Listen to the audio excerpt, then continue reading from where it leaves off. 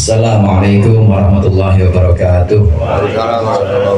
Alhamdulillahirabbil alamin wa bihi nasta'inu ala umuri dunya waddin. Wassalatu wassalamu ala asyrafil mursalin sayyidina maulana Muhammadin wa alihi wa sahbihi ajma'in. Amma ba'du. Segenap jamaah Majlis Dzikir dan Ta'lim Al-Halaqatul Munfarijah yang dimuliakan oleh Allah. Alhamdulillah dalam minggu ketiga atau pekan ketiga bulan Syawal ini kita bisa membuka kembali talim dan zikir kita dengan niat mudah-mudahan kita bisa terus istiqomah ngaji. Amin. Kita bisa terus istiqomah zikir. Majlis Al-Halaqatul Munfarijah memang majlis zikir dan ta'lim, karena orang zikir itu perlu ngaji juga. Kalau orang zikir nggak pakai ngaji, biasanya nanti di tengah jalan suka ada yang godain, atau minimal yang godain bukan jin atau bukan apa-apa, minimal kalau dia tidak ngaji, dia zikir terus, maka dia nggak tahu ada penyakit-penyakit hati yang ada dalam diri dia. Dia udah mampu pikiran la ilaha illallah sehari 10.000 misalnya.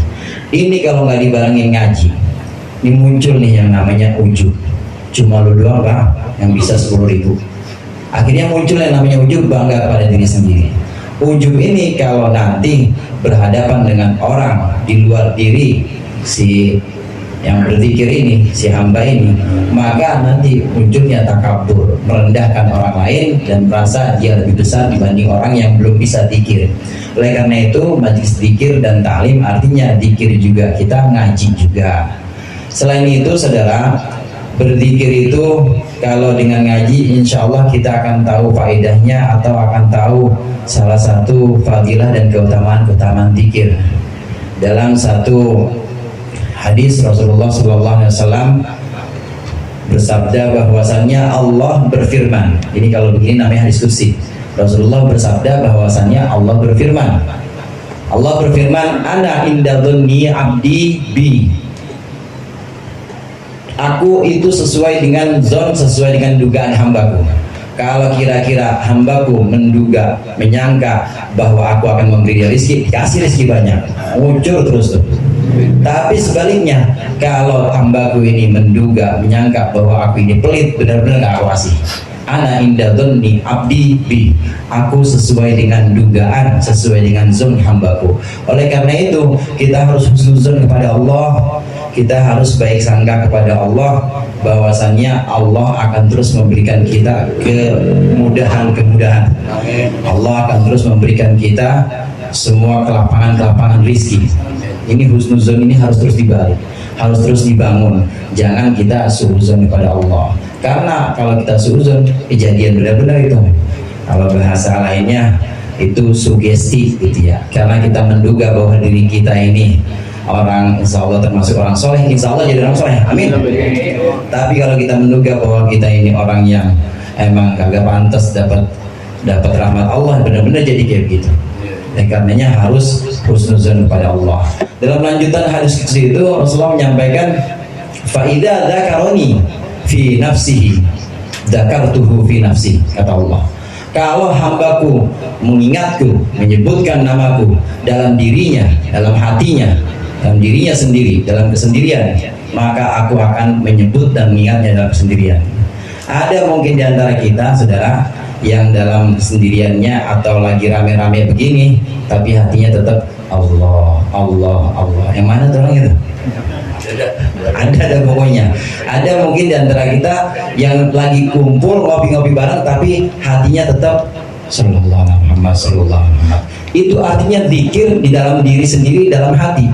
Kata Allah, ketika seorang hamba mengingatku dalam hatinya sendiri, mengingatku dalam satu kesendirian, maka aku akan menyebutkan namanya juga sendiri aja. Aku sendiri yang tahu, kata Allah.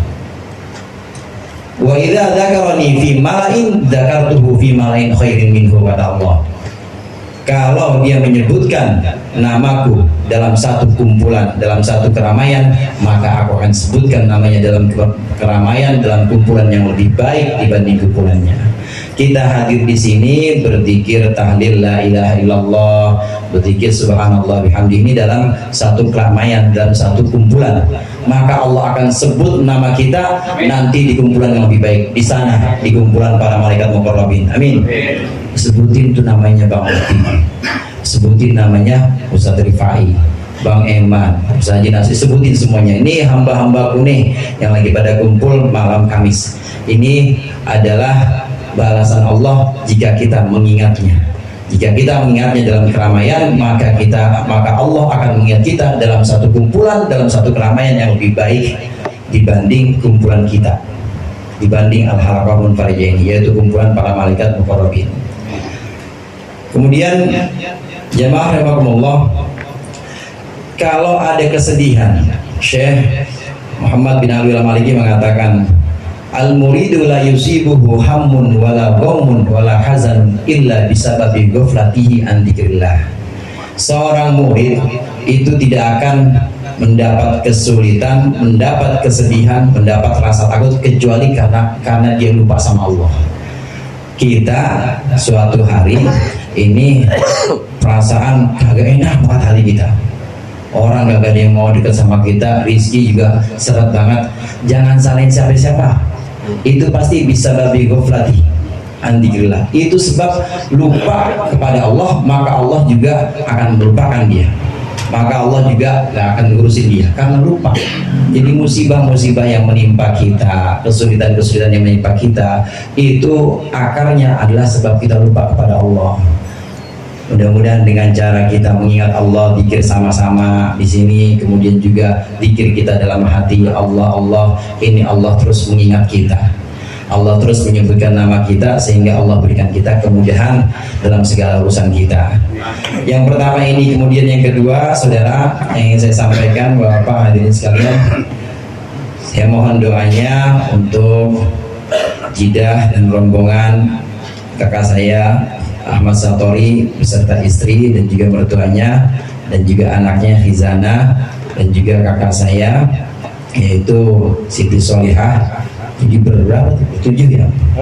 Bertujuh ya? Berenam ya? Ini berenam akan berangkat umroh besok hari Sabtu. Di pembukaan ini saya udah ngomong sama Jidah pembukaan tanggal 10 ya. Kan Jidah berangkat tanggal 13, jadi tanggal 10 sekalian doain Jidah. Oh iya udah, iya. Apa-apa, jadi mohon doakan mudah-mudahan Allah berikan kesehatan, Allah berikan kelancaran dalam ibadahnya, dan Allah jadikan umrohnya, sa'inya, tawafnya sebagai sa'ian masyhur, sebagai sa'ian yang diterima oleh Allah. Memang saudara, yang namanya umroh dan juga haji ini adalah perjalanan yang harus diutamakan. Kata Rasulullah, la tushaddur rijalu illa fi thalathati mawadi'a. La tushaddur rihalu illa fi thalathati mawadi'a. Ini Pak Haji Gubur. Ya, di atas. Geser.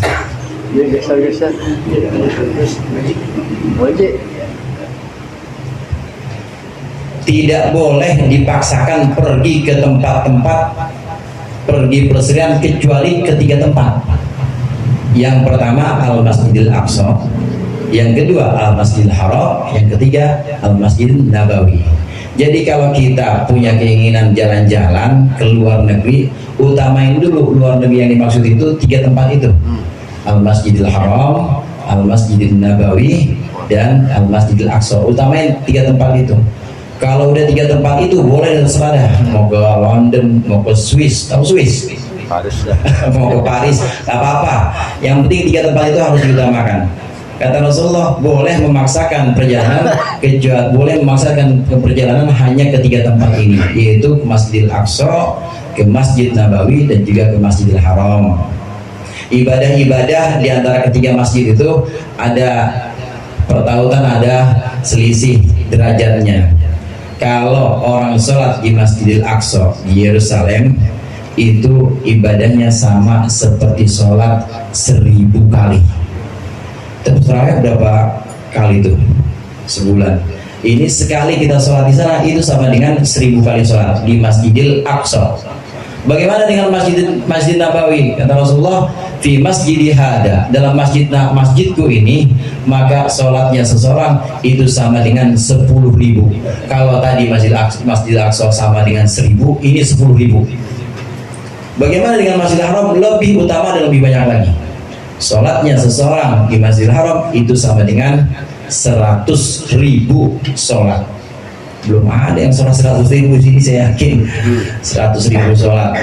Nah, ini 3 tempat yang memang harus kita upayakan. Kita harus punya cita-cita, kita harus punya niatan kuat pergi ke sana. Mudah-mudahan dengan cara mendatangi majelis-majelis yang mendoakan orang yang pergi umroh, pergi haji, kita juga Allah panggil ke sana. Amin.